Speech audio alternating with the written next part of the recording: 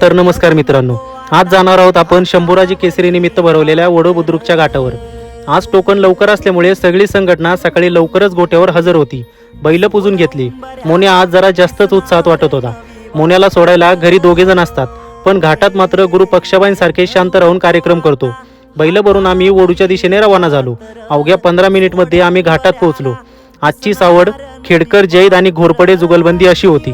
समर्थ नवले ह्याने कांड्यासाठी सहकार्य केले। टोकन नंबर आला। आम्ही बैल सोडून घाटामध्ये पोहोचलो।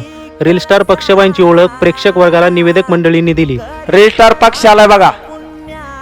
ह्या पक्षा बांडा बैल बघा कांड्यावरती, घराच्या पासून सुटल्यापासून घाटात पळेपर्यंत घरी जातपर्यंत याच्यावरती रील तयार होते। रील स्टार आपल्या बैलावरती किती प्रेम करतोय या माध्यमातून आपल्याला दिसतंय। बारी पुकारली आणि जुपणी झाली। एक आकर्षक आणि नेत्रदीपक बारी चारही बैलांनी केली। प्रेक्षक वर्गाची टाळी झाली, कारण फळीपोडसाठी बकड्यांनी जीवाची बाजी लावली। घड्याळ आलं 12 सेकंद 03 मिली। बैल जुपून नेहमीप्रमाणे मोन्याने त्याचं काम तर टॉपच केलं, पण 11 सेकंद 75 मिली पॉईंटला येणारं घड्याळ 12 सेकंद 03 मिली पॉईंटवर कसं काय गेलं हे नाही समजलं। मित्रांनो, घाटाने वर जाताना मनात एकच प्रश्न होता, आपली फळीपोड झाली नाही का दिलीच नाही।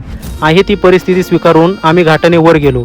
तसं पाहिलं तर आपली बारी 11 सेकंद 75 किंवा 80 मिली पॉईंटच्या वर जात नाही। वरील व्हिडिओमध्ये तुम्ही पाहू शकता।